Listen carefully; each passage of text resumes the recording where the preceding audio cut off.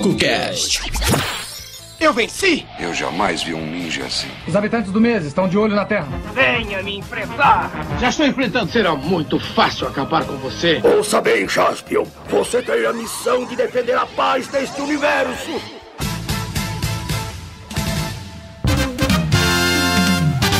Hi, I'm Chumei Watanabe.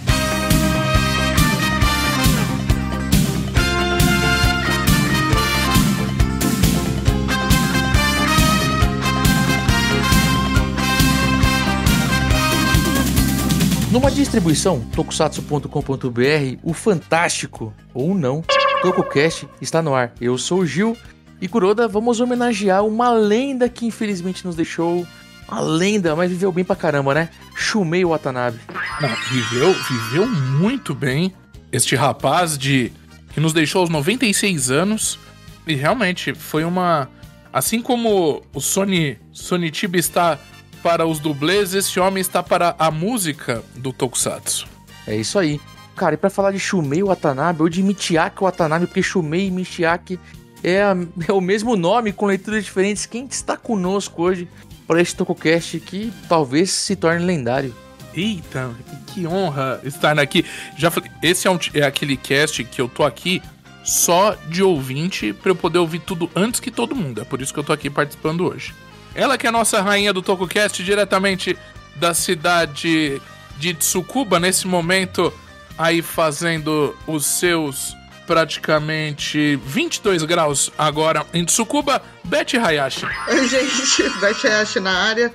Olha, eu acho que nessa época do ano, acho que deve estar até mais de 22 graus. É verãozão lá. Forte, Beth, forte. Verãozão de Tsukuba. Verãozão.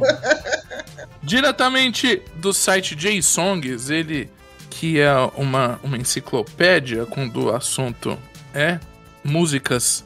Temos Thiago Legionário, seja bem-vindo. Opa, fala galera, eu sou Legionário e nem tanto, viu, Kuroda? Nem tanto, assim. Eu tô aqui entre grandes pessoas, mas eu queria dizer que tudo que a gente disser hoje vai ser pouco pra contar a história desse homem hoje. Isso é verdade. Estamos em grandes pessoas porque eu e o Gil ainda não fizemos a bariátrica, mas se tudo der certo, a gente vai fazer.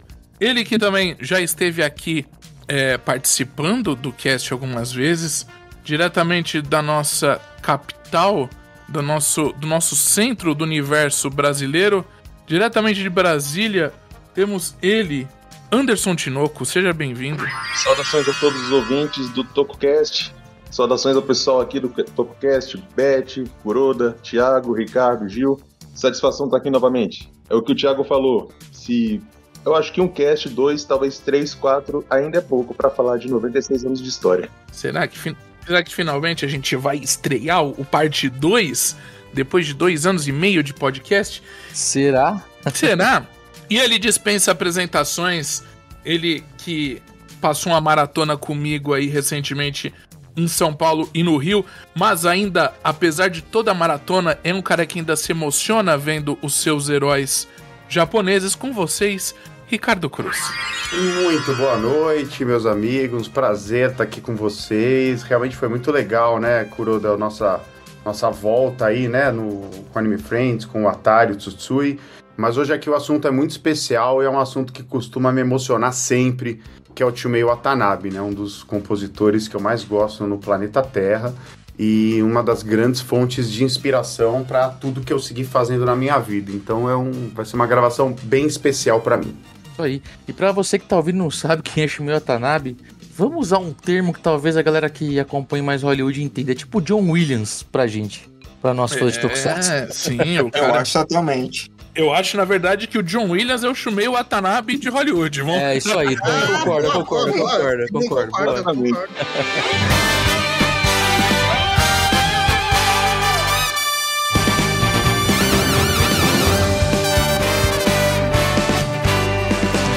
Nascido em 19 de agosto de 1925, Michiaki Watanabe nasceu em Nagoya.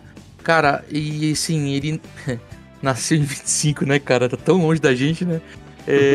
Filho de Toshio Watanabe. Toshio Watanabe, inclusive, fundou empresa que fazia parafuso, cara.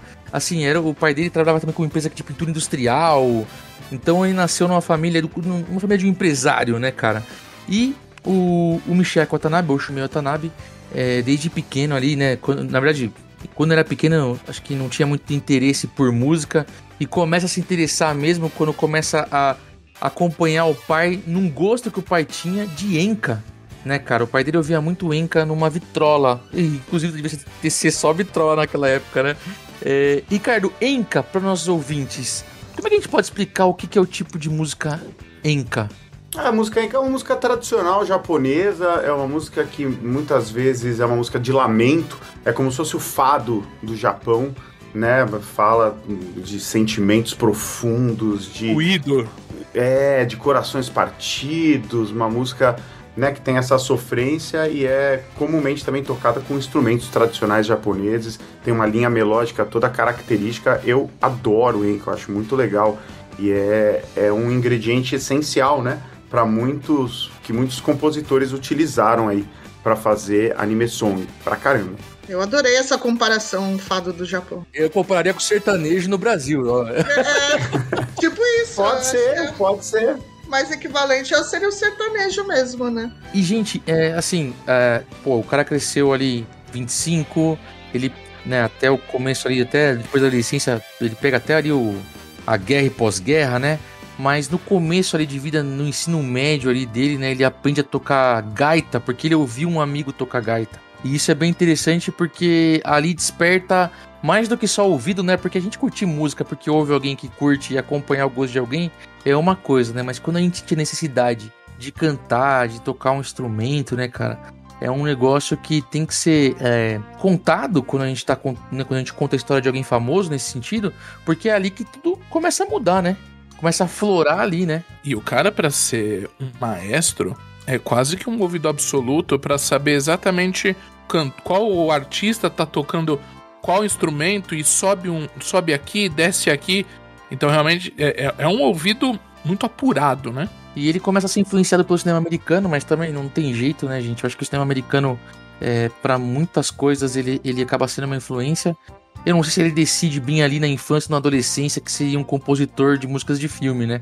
Mas com certeza esse período, curtindo o cinema americano e gostando principalmente da parte de trilha sonora, é mais uma das influências aqui pra ele, né? É interessante que o Chumei, ele começa, né, a tocar gaita, né? Ele conta muito essa experiência de tocar gaita, que era mais simplificado, o jeito de você contar as notas, porque era com números, né? Não é com nomenclatura musical, e ele entrou meio que nessa pegada da música através da gaita. E ele conta muito sobre o pai também, que o pai foi uma pessoa que mostrou muita música pra ele, não só enka, mas muita música clássica. Ele se apaixonou por música clássica, assim, desde cedo. Chopin, ele cita os compositores clássicos, esses gigantescos. Franz Schubert, se não me engano, também, são, né? Os óbvios, assim, os gigantes, né? Mas ele cita bastante que ele ficava tirando música de Chopin, assim. E Chopin tem muitas músicas cuja característica é uma certa tristeza, né? Tem uma coisa meio tristonha na melodia, assim, de muitas músicas, e ele chegou já a comentar que talvez uma influência original ali para aquele estilo melódico tenha vindo aí de um Chopin que ele ficava tocando, né? E a própria questão da música se tornar grandiosa, né? De evoluindo também, né? A música clássica tem muito disso, né? Sim, completamente. É interessante, vocês falaram agora do pai dele. Eu vejo o pai dele como o grande incentivador desse início de carreira musical, que transformou o pequeno Michiaki, né? Shumei para os íntimos, no grande compositor que ele é hoje, porque, como o Gil lembrou agora, ele começou na gaita, o Ricardo lembrou que ele viu um coleguinha tocando gaita pela primeira vez, foi ali que ele teve paixão pela música, mas o pai, certa vez, chegou para ele e falou: filho, se você quer mesmo ser um músico, gaita não vai te levar muito longe, não. Eu incentivo muito que você faça igual seu irmão mais novo. Aprenda a tocar piano. Aí é o ponto que eu acho interessante, porque ele realmente passa a ter aula de piano ali na vizinhança dele, com o piano da irmã, na cidade de Nagoya, ainda, porque ele não foi para Tóquio nessa época. Isso a gente está falando de anos 30, pessoal. É justamente a época do cinema aí, O Vento Levou... Casablanca, exato. Só clássicos absolutos, né? Isso, são as influências iniciais dele. Mas o Chopin, mas assim, que o Watanabe cita bastante é Franz Schubert, falamos em português, mas a pronúncia alemã seria Franz Schubert. Schubert. Isso. Esse sim foi o compositor clássico para piano que ele se encantou e seguiu adiante. Piano separa os meninos dos homens, né? Mais ou menos isso aí, né? E violino, o cara já é alienígena, né, Coro? Tocar violino pra mim até hoje é um negócio muito... Ó, mas não, calma, ele não tocou violino. Pelo menos não nesse período, até onde a gente sabe, né? Só pra fazer a piada.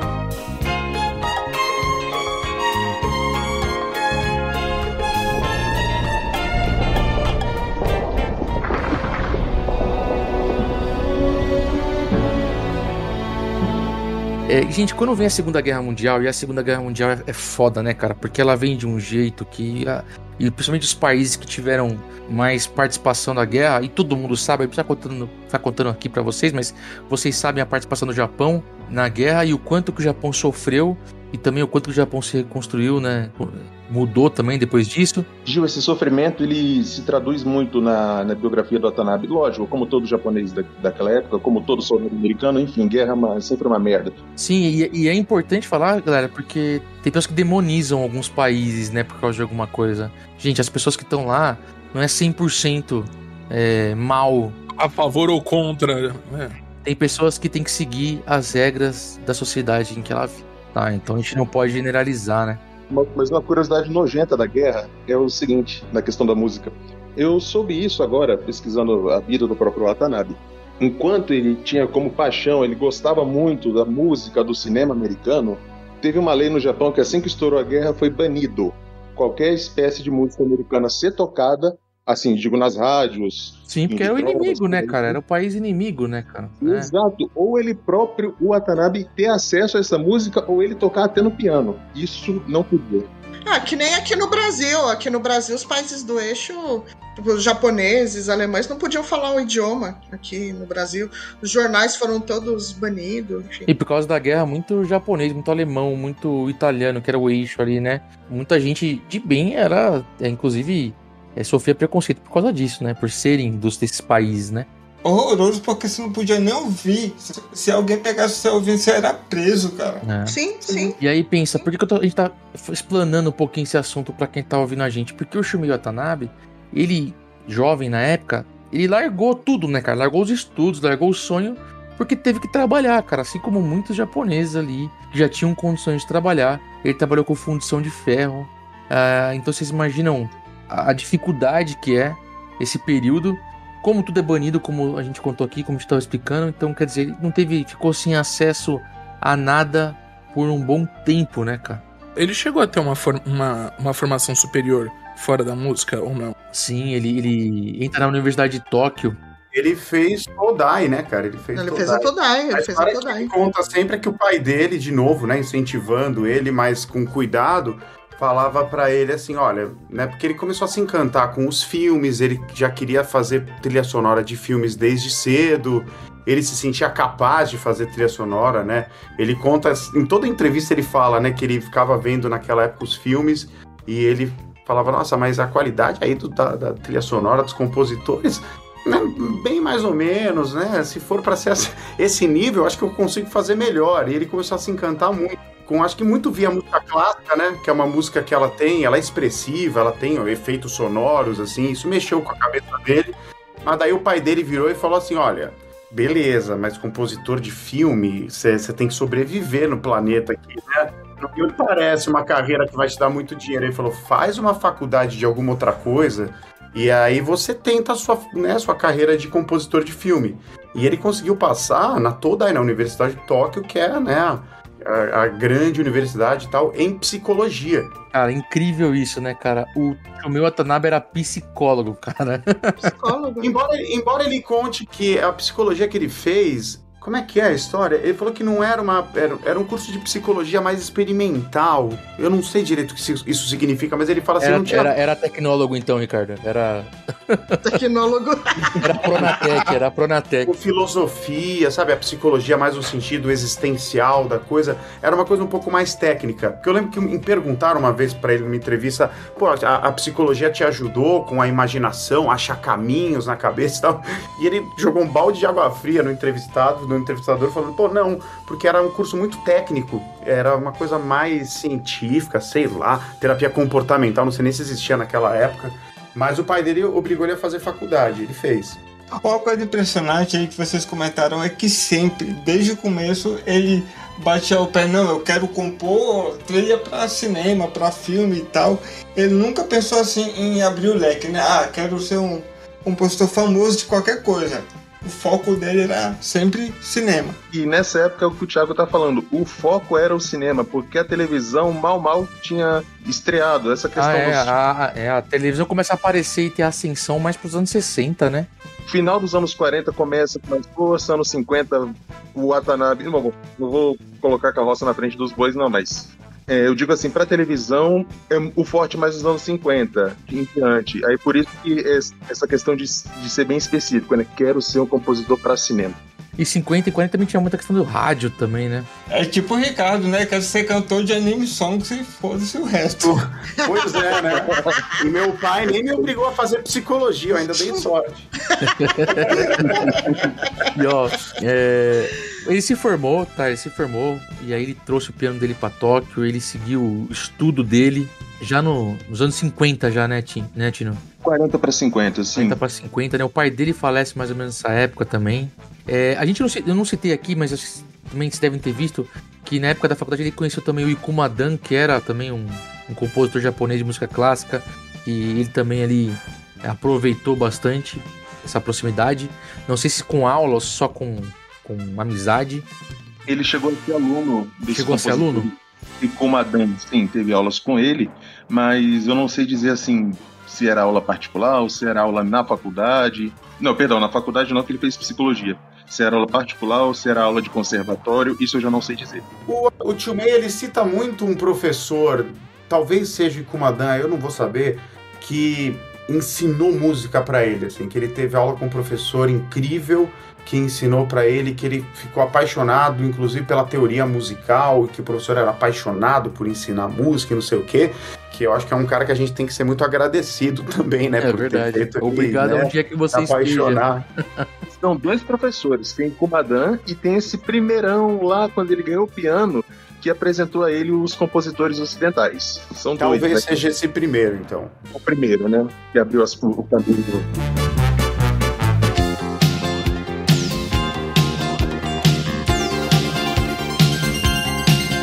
E ele começa a curtir jazz nessa época já, né? Nos anos 50 ali já, 40, 50, acho que... Até porque depois da guerra, os americanos, eles acabam tendo bastante influência, né? Então o que era proibido acabou se tornando algo mais fácil de acesso lá, devido à influência norte-americana no Japão. E ele, cara, começa a frequentar concerto de jazz, começa a ter mais proximidade com um tipo de música que a gente vai ver, e vamos falar isso depois. E aí, cara, ele conhece um diretor de uma rádio, né? E disse pra esse diretor que ele queria fazer trilha sonora de novela local, de novelas da rádio, né, cara? E aí, a partir de 55, ele consegue alguns trabalhos aí pra rádio novela, né? Lembrando, gente, que assim, como o Tino tava falando, né? A TV, ela tem um período que, aqui no Brasil também, acho que no mundo, ela tem aquele período que ela era algo de alguns, algo de quem tinha grana, até se popularizar, né? TV não, era bem popular. TV, cara, a TV no Japão, eu acho que aqui também, a TV ela é de 53, se eu não me engano, no Japão. Ela tem um papel gigantesco para a sociedade, porque tinha TV pública. As pessoas não tinham dinheiro para ter TV em casa, nem os ricos, tinha alguns que tinham e tal, mas punham TV em estação de trem, punham TV em estação, em lugares, em centros comerciais, e ficavam passando programação. Então é muito legal esse início, porque era um evento público, o povão se amontoava na frente da TV para ver luta livre, para assistir musicais e tal. Mas isso, a TV engatinhou, começou nos anos 53, tava engatinhandinho, assim, né? E o rádio tava mais ou menos ali numa época bem estável, né, cara? Tava uma época bem tranquila. Imagino que sim, a mídia anterior, né? Mais acesso, popular né? Anterior, mídia mais popular, pra notícia, pra tudo, e pra radionovela, né? Mas em termos da carreira do nosso querido Tio Mei, cara, eu acho que o pulo do gato é esse mesmo, né? Aquilo que eu falei dele achar que o nível dos compositores não era lá grande coisa naquela época... Eu acho que ele, na verdade, eu me enganei, ele fala nessa época aí, porque eu acho que isso estimula o Tio Mei a ir procurar trabalho como compositor de cinema, ele ia tentar dar um passo, né, como ele conseguisse, e ele vai nessa rádio, acho que é CBC? CBC Nagoya. De Nagoya ainda, né?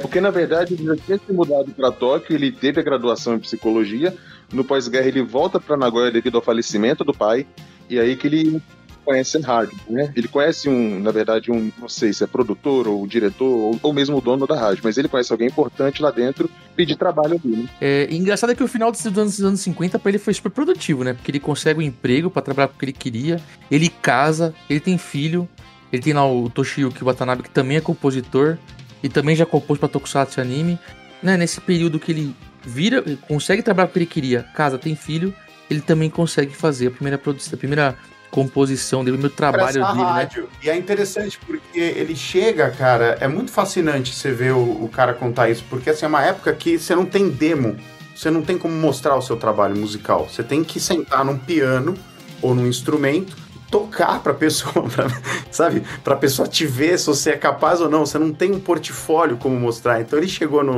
nessa rádio e falou com o responsável lá: quero fazer trilhas, quero fazer músicas, quero fazer alguma coisa, preciso de dinheiro.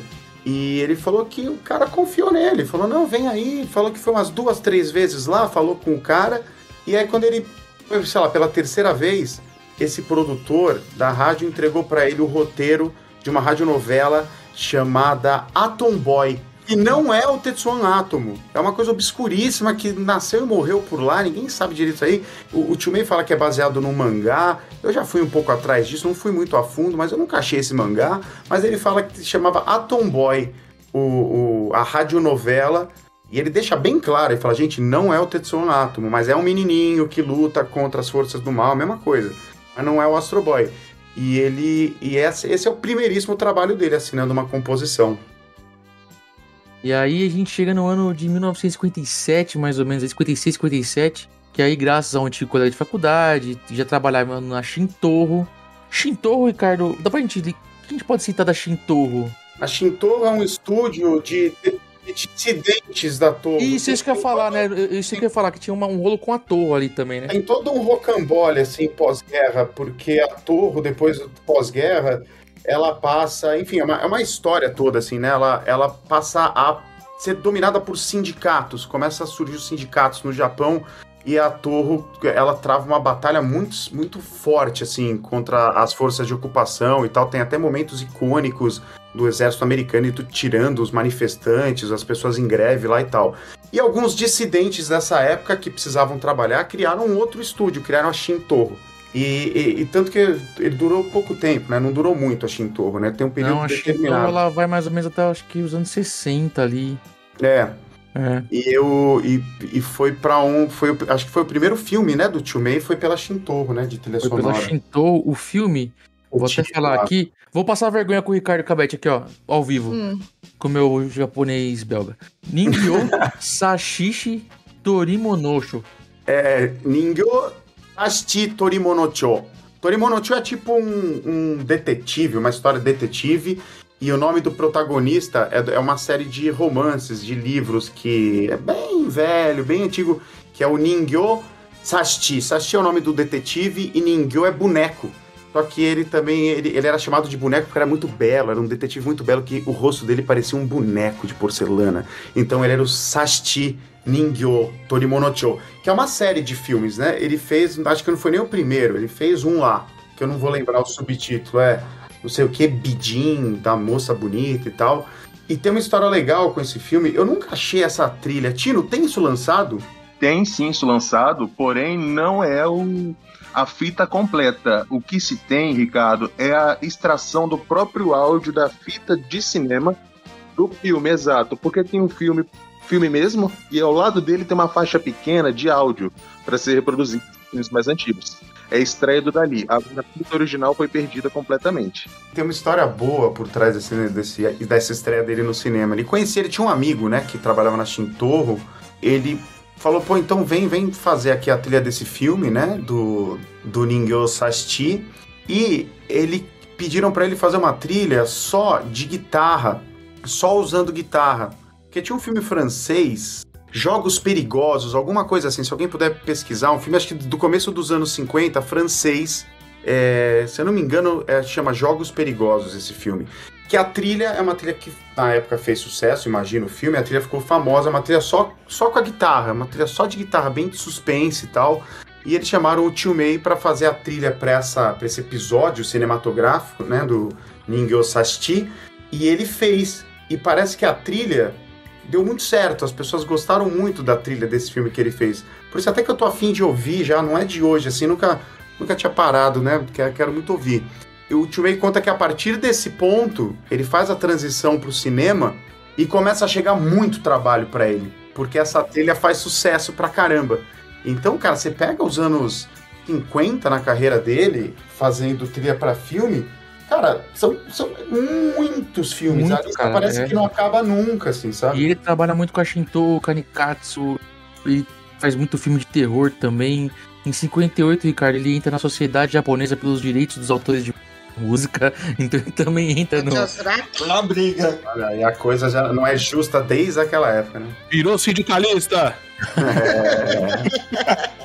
E aí, pô, cara, década de 50, né, década de 60, foi o que você falou, ele vem uma sessão gigantesca, trabalhando pra caramba, e também lá pro final de 66, lá pra 67 mais ou menos, ele começa a voltar a estudar jazz, né?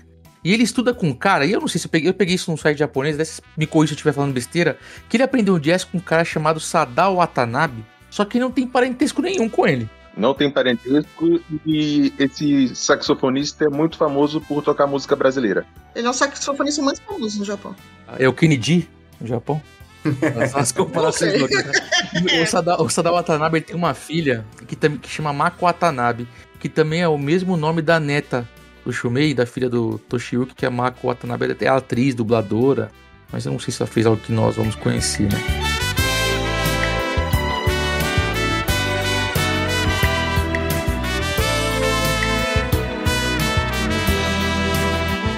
E voltando pra jazz, né? Eu falei isso agora há pouco, mas acho que é legal você explorar, principalmente você, Ricardo, Tino e Thiago, que curtem muito mais música, o quanto que o jazz influencia ele, né?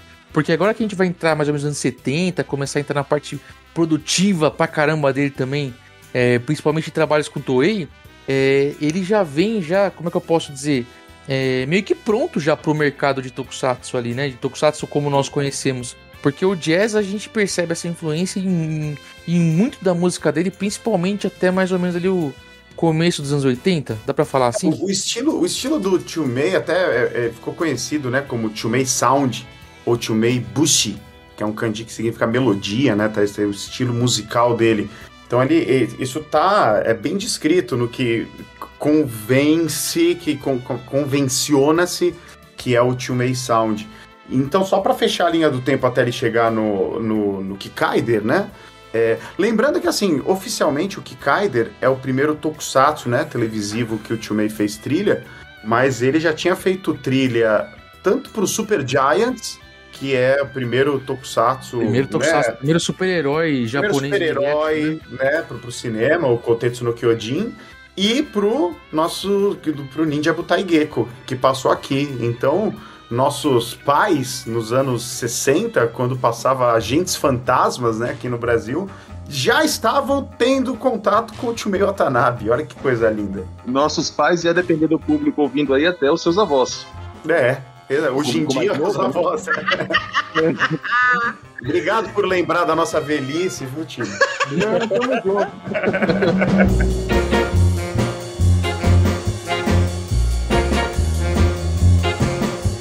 Mas voltando agora para a linha do tempo, eu acho interessante, né, as coisas se conectando. Ele, né, fez lá o tema do filme que deu muito certo só na guitarra, choveu o trabalho pro Tio Mei Watanabe, ele passa uma fase muito próspera, trabalhando pra caramba, dá vontade de ver todos esses filmes, inclusive faço um apelo aí pra nossa rede de pessoas que colecionam, nossos amigos tokufãs, que colecionam filmes antigos e têm acesso a acervos. Eu adoraria ver esse filme, o primeiro filme do Tio Mei Watanabe, eu nunca vi, né, o Ningyo Sashiti, né, se de repente tiverem aí, dá uma sinalizada, porque, pô, vale assistir, né, cara, vale assistir.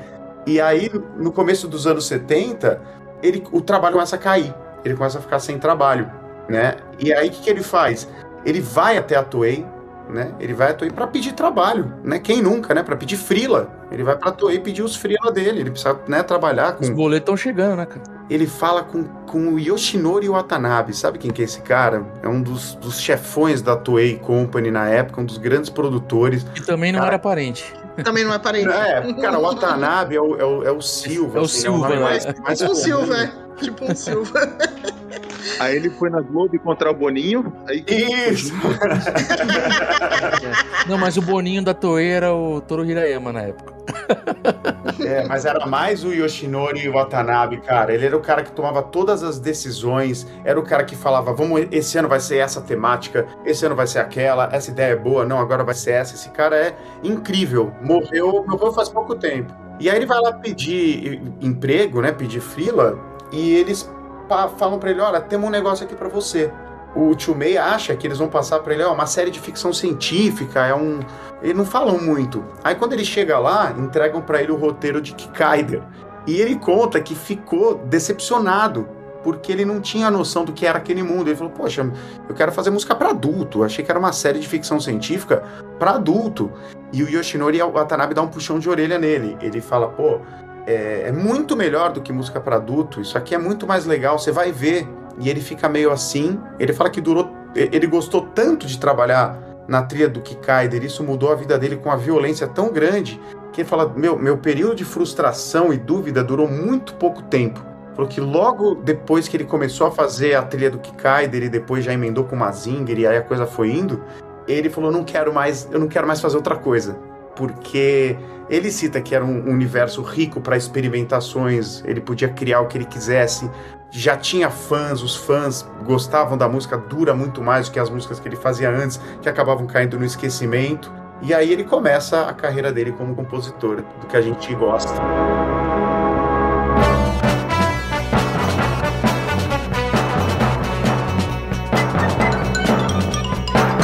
Nas palavras dele, ele fala que esse foi o grande ponto de virada da carreira dele, né? E foi mesmo. E aí, antes daqui entrar naquele papo sobre letra, né?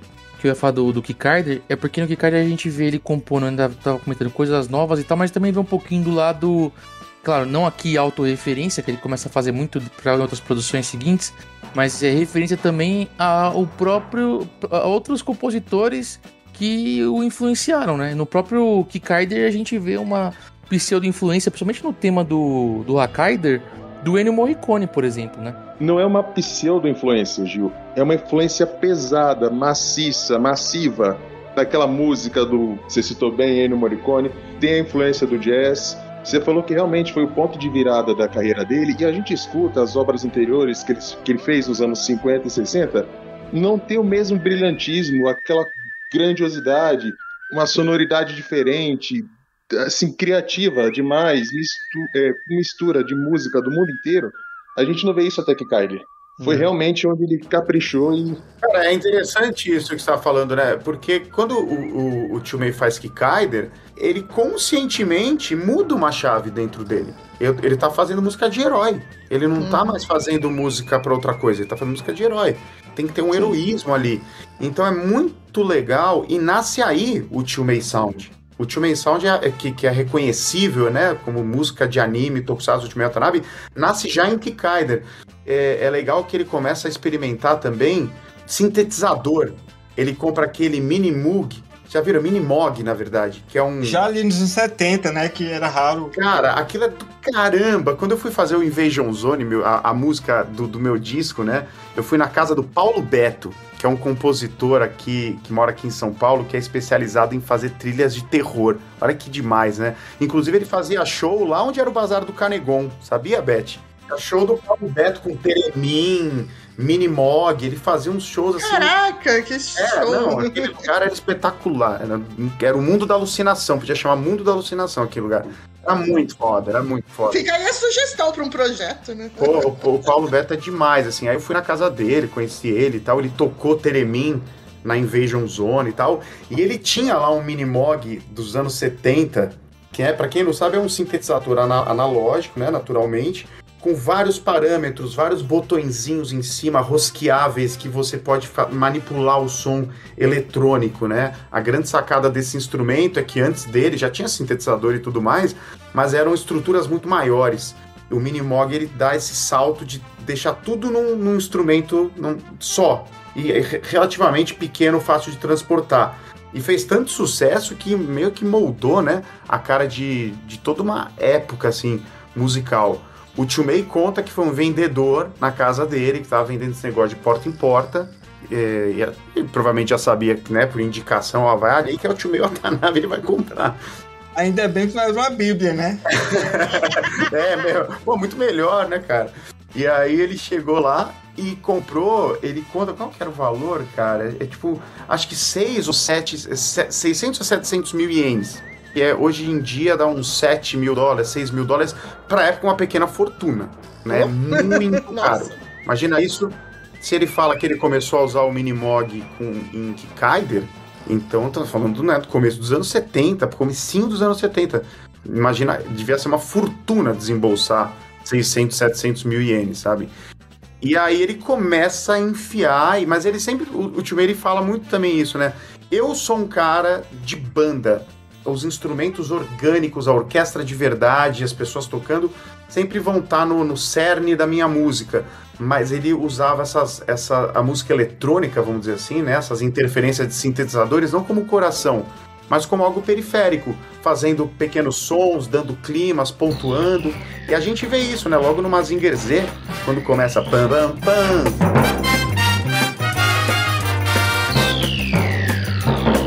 Não, e ele acompanha também porque os anos 70 também era da disco, né, Ricardo? Também a música começa...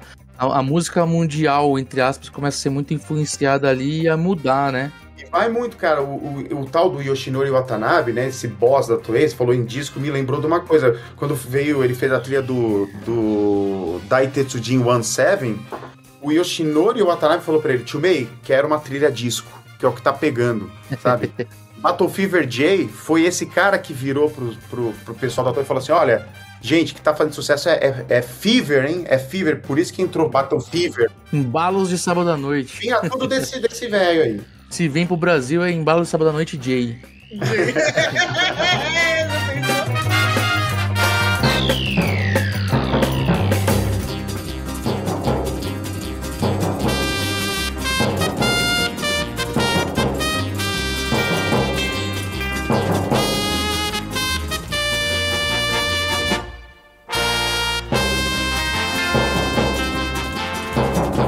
Legal você falar dessa época aí é que no Kikaider, né, o Watanabe vinha com toda a bagagem dele de 20 anos e aí ele se permite fazer a loucura que ele queria ali, né, botar o que ele quisesse, as influências, tudo ali. E é impressionante que apesar da mistura toda, ele conseguia fazer algo original dele. É impressionante isso. Ele absorveu todo aquele som novo da disco e tudo. Isso, o som original dele é o que o Ricardo falou mais cedo.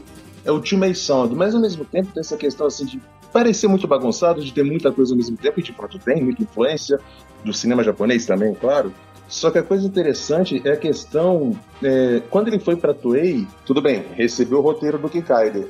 Só que tem uma coisa que talvez o pessoal não saiba, é que o compositor ele não recebe só o roteiro da série e, por exemplo, escreve aí. Não, ele também recebe o plano de negócios da empresa, onde a empresa descreve o que é o público-alvo, que tipo de enredo que é. Porque, por exemplo, não adianta colocar um roteiro se você não tem ideia se ele é mais intenso, se ele é mais lerdo.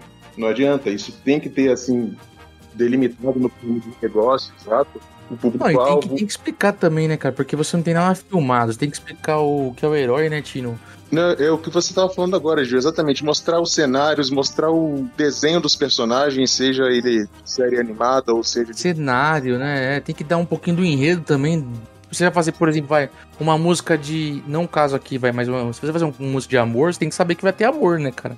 Se você vai fazer uma música, né, triste, tem que saber o motivo daquela tristeza, né? E interessante, Gil, você falou questão do amor aí. Tá, é o quê? É um amor entre pai e filho, um amor entre marido e mulher, um amor entre animais, por exemplo, filmes aí que tem esses animaizinhos da Disney, Pixar e tal. Aí o compositor com essas coisas todas em mente, é um negócio assim que eu admiro quem faz.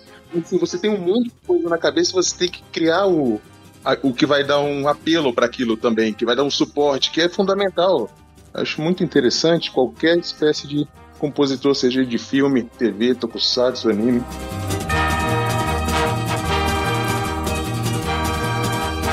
No caso de Kikaider Mazinger Z ali, Mazinger Z é a primeira animação dele, galera? É a primeira e já vem bombando assim, né?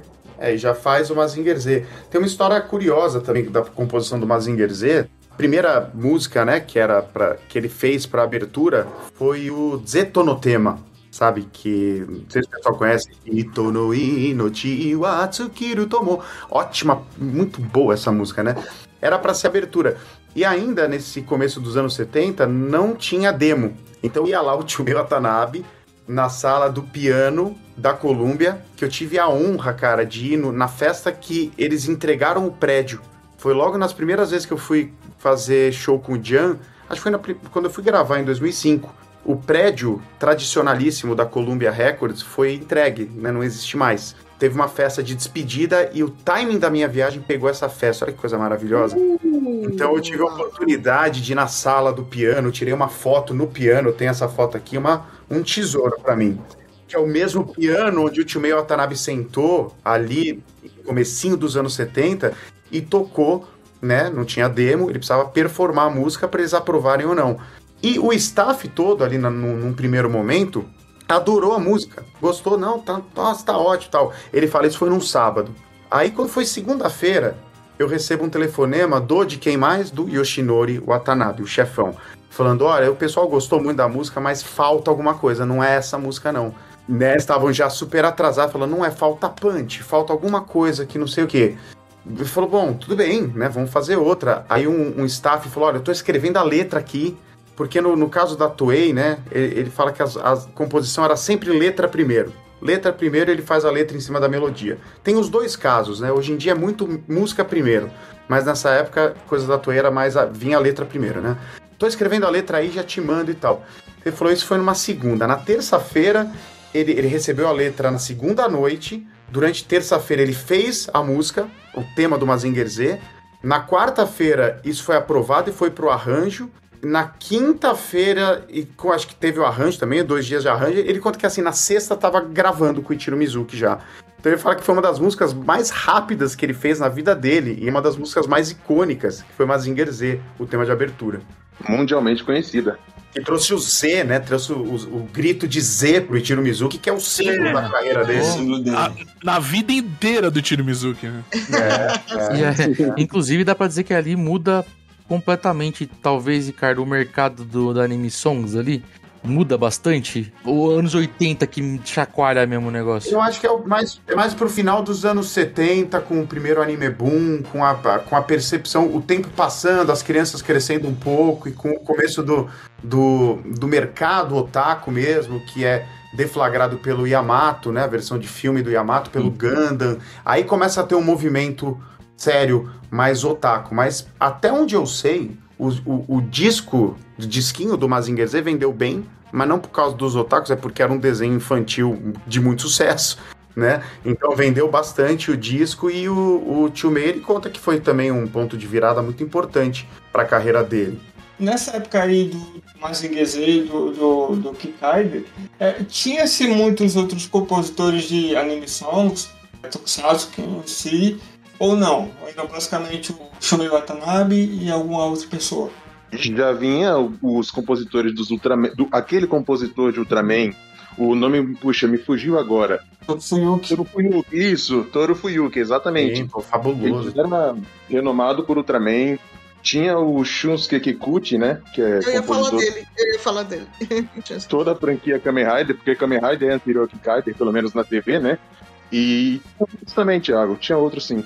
E é interessante, né, porque a luta, né, agora eu não lembro quem que perguntou, mas a luta dos artistas pelo gênero anime song, né, o Ichiro Mizuki conta, assim, muito que ele, o Isao Sasaki, a Mitsuko Horie, eles se posicionavam bastante ao longo dos anos 70, porque havia uma discriminação com temas de anime, né, e com eles mesmo, né, cantar anime é sinônimo de fracasso, é sinônimo de cantor fracassado, tinha essa percepção no mundo, e acaba, não fracassado, mas tem um pouco a ver com isso, sabe, porque, por exemplo, o Kageyama, né, a banda que fazia sucesso dele, Lazy, se dissolveu no fim dos anos 70, começo dos 80, ele tentou uma carreira solo, deu em nada, já tinha filho, precisava de dinheiro, foi fazer freela, era uma época que o hard rock tava em ascensão, olha o cara do hard rock lá que fez sucesso nos anos 70 com o Lazy, vamos chamar, acho que ele tá desempregado, deve ser barato. Chamou o Kageyama pra cantar Changeman, porque eles queriam trazer uma pegada mais de rock, e partiu daí. Mas é muito até emocionante quando você vê uns depoimentos assim da velha guarda, falando que iam nas lojas de disco, era uma bagunça, era difícil achar os discos dele, e olha que nem tinha a cara dos cantores nessa época, né? Era só do anime. E eles próprios organizavam os discos de anime numa seção própria, e não deixavam eles perdidos em qualquer lugar. Eles meio que lutaram ativamente para que o anime song virasse algo separado. Não, é a música que a gente canta, e é uma música que marca pessoas, marca gerações, marca famílias. É muito foda, né? Que foda, porque isso é foda pra caramba ouvir isso, Ricardo, porque hoje, às vezes, pra um cantor, pra uma banda, ter uma música ou cantar uma música de abertura de um anime, de uma série, de uma novela, de um filme, acaba sendo... Puta... Hoje é o contrário. Marca e acaba ajudando a pessoa até a ter mais sucesso, ou voltar a fazer sucesso, né, cara? Não tem uma música agora do Stranger Things que virou febre, é uma música dos anos 80 que nem fez tanto sucesso quanto faz hoje. E Stranger Things tem essa coisa, todo ano subir uma música de volta. Guardiões da Galáxia, né, que também teve. Muito. Hoje o cara faz questão, né? Fica até feliz, né? Você vê como é que eles pavimentaram um caminho lá no Japão, porque o mercado é hoje também, né, Ricardo? Eles colaboraram muito, né? Tem histórias fantásticas, assim, né? O Nobuo Yamada gravando Senseiya, né? Eles não queriam gravar, eles eram uma banda de metal, de hard rock, que tinha sua relevância na época. Esse negócio aí, a gente fazer anime, não sei o quê, mas fizeram. Tanto que era pra a Make-Up fazer a Soldier Dream. Eles se recusaram. E aí foi ver o Kageyama e gravou a música, né? Hoje, o Nobuo Yamada vive de anime song, né? Então, assim, ele conta isso, sabe? Ele fala, cara, eu errei, eu me arrependo, eu sou uma pessoa arrependida. Na época a gente se achava, né, muita coisa, e eram mesmo, mas eles achavam que não tinham que se envolver. Então esse preconceito de que anime, desenho é pra criança, isso sempre existiu no Japão também. O próprio Kageyama, enquanto em carreira solo, ele usava seu nome, Hironobu Kageyama. Quando ele foi cantar Changeman e Sagittarius, que é um anime da Toei, ele usava pseudônimo, com a letra ocidental Kage, com letras ocidentais. Ele não colocava Hironobu Kageyama em japonês, ou seja, eles mesmos tinham vergonha também, né, mas lutaram. Mas você sabe que isso, Tino, ele conta que foi uma gentileza dos produtores na época, assim, que falou, olha... Eu sei que você é o Michel, né? O Michel, eles tinham os nominhos lá do Lazy. Você não quer assinar com outro nome, eu sei que cantar anime aqui pra você, na sua carreira pode pegar mal, não sei o quê. Ele falou, o cara me ofereceu, assim, foi uma gentileza que não sei o quê. Mas coisas da época, né, cara?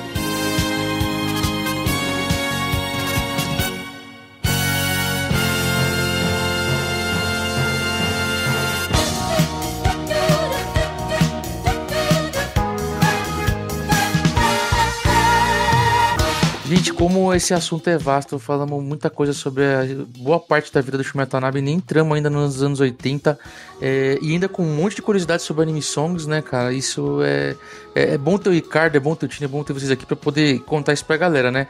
Porque, Kuroda, Beth, acho que a gente tá aqui só no camarote do TokuCast hoje, né? Só tendo aula, só estudando aqui. Eu tô com o latão na mão e aqui ouvindo essa...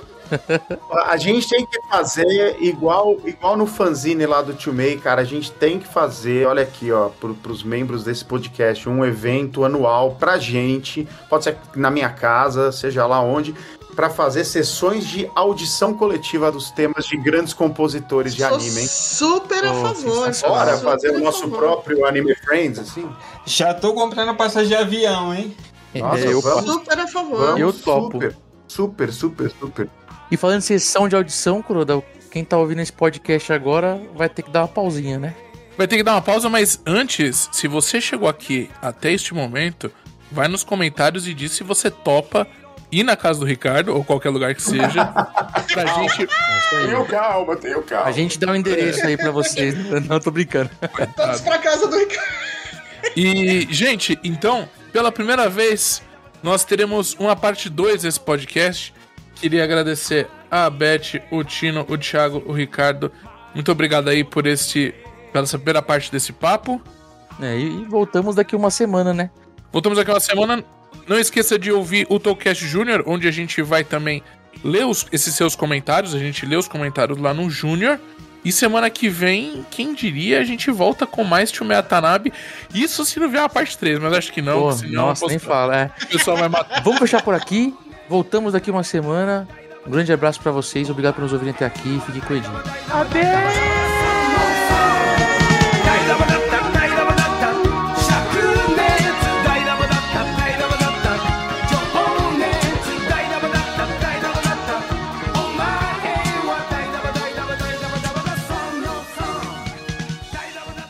A galera que vai esperar uma semana pra ouvir a parte do Jaspion, do Charivan, vai ficar... Né, com certeza. A edição deste podcast é feita por bancodecerebros.com.br.